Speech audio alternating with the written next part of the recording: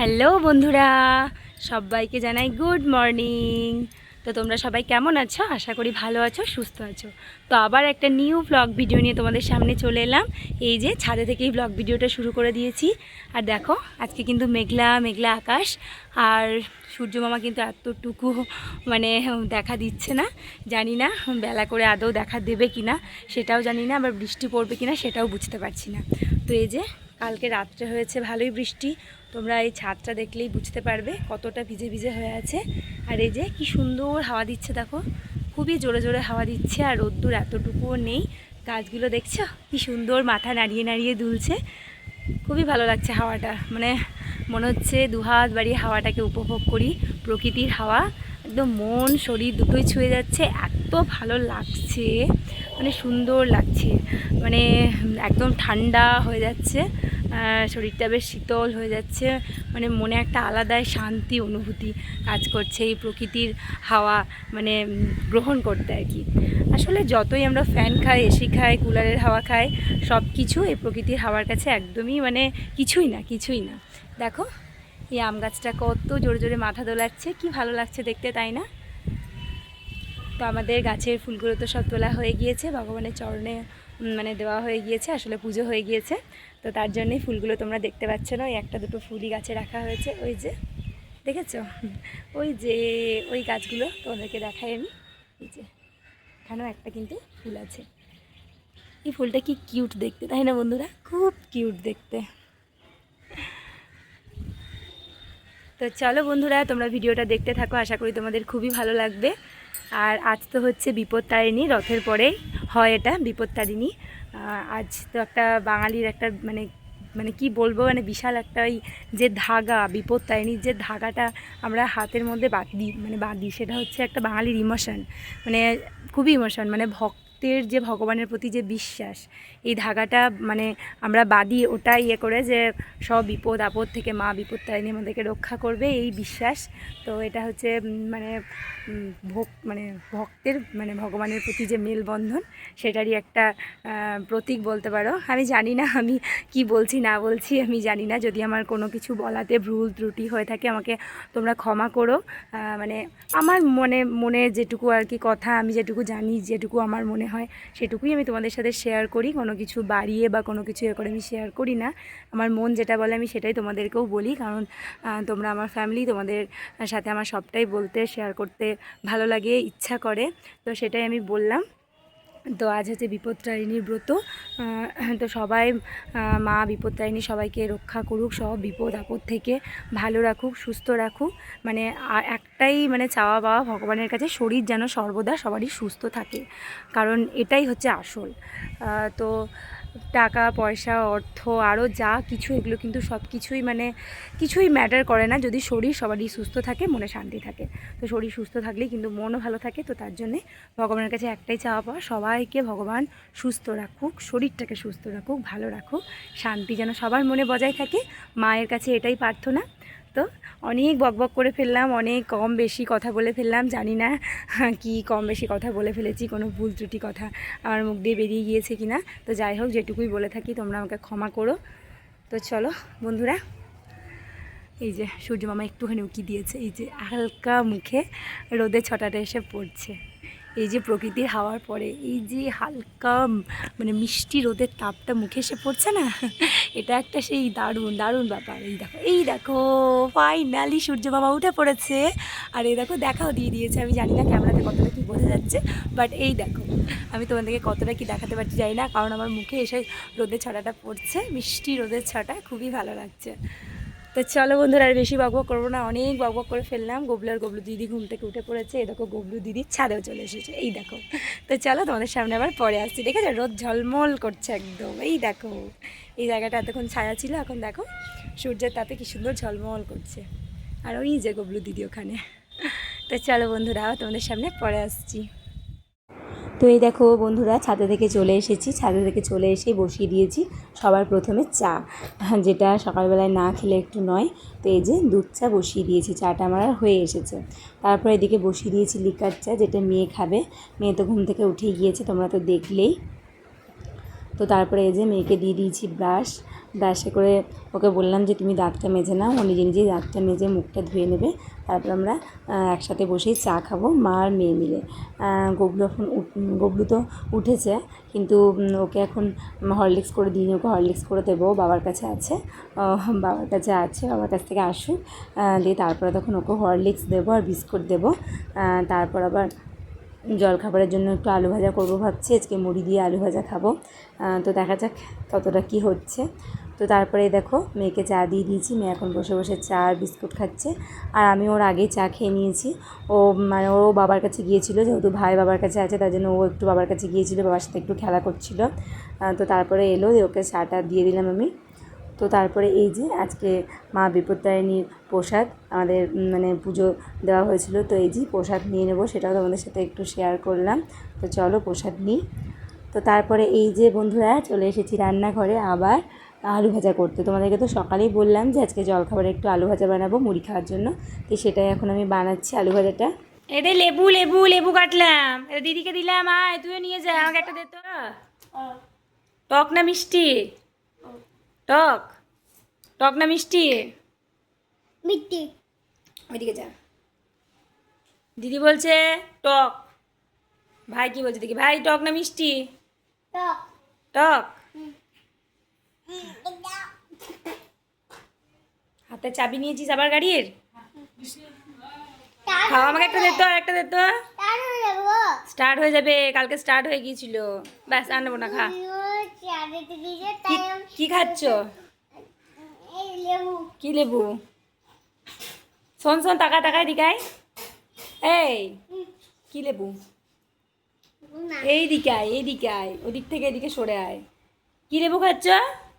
কি লেবু খাচ্ছ? কমলা লেবু। কমলা লেবুকে ইংরেজিতে কি বলে জানো? অরেঞ্জ। অরেঞ্জ মানে খোসা। অরেঞ্জ মানে কি? বলবে না, খোসা ফেলতে ব্যস্ত গবলু। হ্যাঁ বলো বলো বলো। কি খাবে? Egg roll. ঠিক আছে, খাবে। এখন লেবু খাও, বেশ পরে খাবে। টক টক মিষ্টি মিষ্টি দুটোই আছে। কই কই দেখি দেখি, সর দেখতে পাচ্ছি না আমি। তুলে নিয়ে ড্রেনে পড়েনি তো, তুলে নিয়ে আয়। না ফেলবে না, কেন ড্রেনে ফেলবে? খেলাটা কি দোষ করেছে ড্রেনে ফেলে দেবে? সুন্দর রোদ উঠেছে, বৃষ্টিও হয়ে গেল, রোদও উঠে গেল, ঝমঝম ঝমঝম করে একটুখানি বৃষ্টি হলো বন্ধুরা, জানো তো। আবার এ দেখো রোদ উঠে পড়েছে। কি না, ফেলো না, খেলা করবে, তুমি খেলা করবে, কেন ফেলছো? চলে এসো, ওগুলো ছাদে যাবো, চলো ওগুলো মিলতে, ব্যাগগুলো। কোথায় ঝুল লেগে গিয়েছে? কই তো দেখতে পাচ্ছি না। চলাই এদের ভালো রোদ উঠেছে, আয় ব্যাগগুলো সব কাঁচা হয়েছে, মিলে দেবো, আয় চলে কি ঢাল দিদিকে দে। হ্যাঁ গুড়গুলো ঢাল, আমাকে দাও, দিদিকে দাও, তুমি খাও। সেই রথ দেখতে গেছিলাম না, রথ টানতে গেছিলাম আমরা, তখনই দেখো। হ্যাঁ সবগুলোই ঢালো, দেখি কতগুলো আছে দেখি। না নেক দিদি নেক একটা। হ্যাঁ দিদি নে, খাও, ভালো খেতে। হ্যাঁ আমাকে দাও একটা, তুমিও খাও। কি হলো? সবটা ডিশের মধ্যে ঢেলে নেক ভাই, দিয়ে দিচ্ছি, বেশ। মা বলো, এই একদম দুষ্টুমি করবি না, ইচ্ছা করে অক করছে, বমি হবে না তাও। আরে জামাটা কি করে নিয়ে করলি রে, ছিঁড়লি রে? ভালো গেঞ্জি কি করে, ও এটা টানতে গিয়েছে দিয়ে, ব্যাস। একটা কাজ বলা নয় গো, বেশ বকবো না নে, বকবো বলে আমার মাথা করে আমাদের শুয়ে পড়েছে। বেশ কিছু বলবো না, ঠিক আছে। এই হ্যাঙ্গারটাতে আটকানো ছিল, ওই যে টানতে গিয়েছে, ব্যাস। তো দেখো বন্ধুরা, কি কাণ্ড করেছে। গবলু আর গবলু দিদি মিলে খেলা করছিল একটা পাউডারের কোটো নিয়ে, তো সেখান থেকে পাউডারগুলো মানে ফেলেছে। আমি রান্না করছিলাম, দেখতে পাইনি, তো তোমরা তো দেখতেই পেলে, তোমাদেরকে দেখালামও যে মানে ভেতরে বারান্দায় সব জায়গাতেই পাউডার ফেলেছে। তো গবলু দিদিকে আমি বলেছিলাম যে পাউডারগুলোকে সব এবার কিন্তু পরিষ্কার করতে হবে। ও একটা কাপড় নিয়ে মুছতে শুরু করে দিয়েছে। দেখো বেসিনে গিয়ে আবার কাপড়টাকে ভালো করে ধুয়ে নিচ্ছে, তারপরে আবার আর কি আবার মুছবে, মানে দেখে তো আমাদেরকে করতে, তো সেটাই করছে। দেখো দেখো তা করতে করতে আবার গবলুও চলে এসেছে। তো আবার দেখো গবলু আবার কী কাণ্ড করে, দেখো দেখো কতটা পাউডার ফেলেছে। পাউডার নিয়ে খেলছিল, একটা ছোট্ট কোটোতে পাউডার রাখা ছিল। তো বাচ্চারা তো একটু দুষ্টুমি করবেই, কিছু তো করার নেই। মানে নিচেই রেখে দিয়েছিলাম ছোটো কোটোর পাউডার, মানে ওই গবলুকে যখন মানে টিপ দিই কাজলের, তো তখনই দিই, তার জন্যই তো ওরা হাতে পেয়ে গিয়েছে। আর বুঝতেই পারছো পাউডার নিয়ে বলছে হোলি খেলছি, তাই বলছে। তো তারপরে দেখো দিদির কাছ থেকে টানাটানি করে গবলু আবার নিয়ে ফেলেছে। তো বাবারে, মাকে হেল্প করার ওদের কি তাড়াহুড়ো, দেখো দুজন মিলে হেল্প করছে। তো তারপরে দেখো আমি রান্নাঘরে চলে এসেছি, আমার গ্যাসটা মোছা হয়ে গিয়েছে। তো এই যে দেখো আমার কিন্তু অনেকটাই মানে পরিষ্কার করা হয়ে গিয়েছে। আর আমি যে মানে দেওয়াল দিকে যে স্টাইলসগুলো লাগানো ছিল, তো সেগুলো আমি পরিষ্কার করছিলাম। আসলে রোজ রোজ তো ভালো করে ক্লিন করা হয় না, স্কুল থাকে মেয়ের, আরও তাড়াহুড়ো থাকে। তো চটজলদি গ্যাসটা মুছে নিচেরগুলো শুধু মুছে নিই, আর একটু মানে জাস্ট একটু কাপড়ে করে হাত বুলিয়ে নিই। কিন্তু আজকে যেহেতু একটু সময় পেয়েছি, তো তার জন্য আমি ভালো করে একদম পরিষ্কার করে নিচ্ছিলাম। মাসে যদি 2-3টে দিন যদি একটু ভালো করে ডিপ ক্লিন করে একটু পরিষ্কার করা যায়, তাহলে কিন্তু মানে খুব পরিষ্কার পরিচ্ছন্ন থাকে। আর রান্নাঘর পরিষ্কার পরিচ্ছন্ন না থাকলে কেমনই লাগে বন্ধুরা। তো কী করব, সময়ের অভাবের জন্য তো রোজ রোজ তো আর করা যায় না এভাবে ডিপ ক্লিন। তো যখনই আমি সময় পাই তখনই এভাবে সবটাই পরিষ্কার করি ভালোভাবে। তো মানে বেশ ভালো লাগে, একদম স্বচ্ছ সুন্দর লাগে রান্নাঘরটা দেখতেই। আর বেশ ভালোও লাগে, রান্নাবান্না করতেও ভালো লাগে। তো তার জন্য দেখো তোমাদের সাথে আমি একটু শেয়ার করলাম। আর এই রান্নাঘরে যে কী তেল চিটে হয়ে যায় গো বন্ধুরা, কি বলবো। আমি জানি কম বেশি অনেকেরই হয়, তো তার জন্য আমি ভালো করে পরিষ্কার করে নিচ্ছিলাম। আর ভেবেছি আমাদের রান্নাঘরের সামনে একটা জানলা আছে, তোমরা ক্যামেরাতে কতটা কি বুঝতে পারো আমি জানি না, ওটাও একদিন পরিষ্কার করতে হবে। এই দেখো বন্ধুরা আবার ছাদে চলে এসেছি বলতে এই যে মানে একটু আগে মানে বৃষ্টি পড়তে লেগেছিলো, শুরু করেছিল প্রচুর। তো এই যে জামা কাপড়গুলো মেলা ছিল ছাদে, তো এগুলোকে আমি আবার এখানে মিলে দিয়েছিলাম সিঁড়ির মধ্যে। তো দেখছি রোদ্দুর ভালোই উঠেছে, তো ভাবলাম যে চলো ছাদে গিয়ে মিলে দিয়ে আসি রোদ্দুরে, তাহলে শুকিয়ে যাবে। অনেকটাই শুকিয়ে গিয়েছিল, আর একটুখানি থাকলেই কিন্তু শুকিয়ে যাবে ভালোই। কিন্তু এখন রোদ্দুর উঠেছে, তো চলো কাপড়গুলো মিলে দিই। আর এই যে ব্যাগগুলো সব একটু মানে পরিষ্কার করেছিলাম ধুয়ে টুয়ে, তো সেগুলো এই যে রোদে দিয়ে দিলাম। আমি রীতিমতো হাঁপাচ্ছি বন্ধুরা, তোমরা আমার কথা শুনে নিশ্চয়ই বুঝতে পারছো। আসলে সব পরিষ্কার করলাম, গ্যাস ট্যাস সব মুছলাম, রান্নাবান্না হয়ে গেল। তো তারপরে একদম নিচে থেকে একদম দোতলায় উঠে এসেছি, তো সিঁড়ি ভেঙে তো তার জন্য একদম পুরোপুরি হেঁপে গেছি। আর দেখো আজ যে গবলু সর্দার চলে এসছে। আর দেখো দিদি মুছছিল, সেটা দেখে ও মানে একটা কাপড় নিয়ে মুছতে শুরু করেছে। তো মানে মুছতেই শুরু করেছে, মুছেই যাচ্ছে। আবার ছাদেও চলে এসছে, বা দেখো ছাদে এসেও মুছতে শুরু করে দিয়েছে। উফ, কি বলবো, কিছু বলার নেই। তো চলো বন্ধুরা চটপট করে কাপড়গুলো মিলে ফেলি। এই কাপড়গুলোও মানে মেলা আছে, এইগুলো সব উল্টে দিই। উল্টে দেওয়ার পরে তারপরে আবার গবলুকে স্নান করাতে হবে, গবলু দিদিকেও স্নান করাতে হবে। মানে প্রচুর কাজ একটার পর একটা। আর কত পরিষ্কার করবি? উফ বাবারে, এবার গ্রেটটা পরিষ্কার করতে ক মিনিট? বাবা, গবলু মিনিট শিখে নিয়েছে, বলছে আর 2 মিনিট।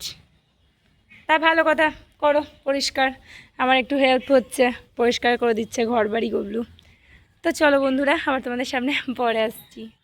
তো এই দেখো বন্ধুরা আবার তোমাদের সামনে চলে এলাম, একদম দুপুরের লাঞ্চ করে সমস্ত কাজকর্ম করে চলে এসেছি। তো আবার দেখো আমার কত কাজকর্ম পড়েছে, দেখেছো চারিদিকে জামা কাপড় একদম মানে ছড়িয়ে ছিটিয়ে রয়েছে। এগুলো তো আমি তুলে নিয়ে এসেছি, যেগুলো কাচাকাচি করেছিলাম অনেকগুলো শুকিয়ে গিয়েছে, সেটা তুলে নিয়ে এসেছি। আর এই যে এখানে দেখো প্রচুর ব্যাগ থেকে আমি জামা কাপড় বের করেছি, এগুলোকে একটা ব্যাগে ভালো করে ভরে রেখে দেবো।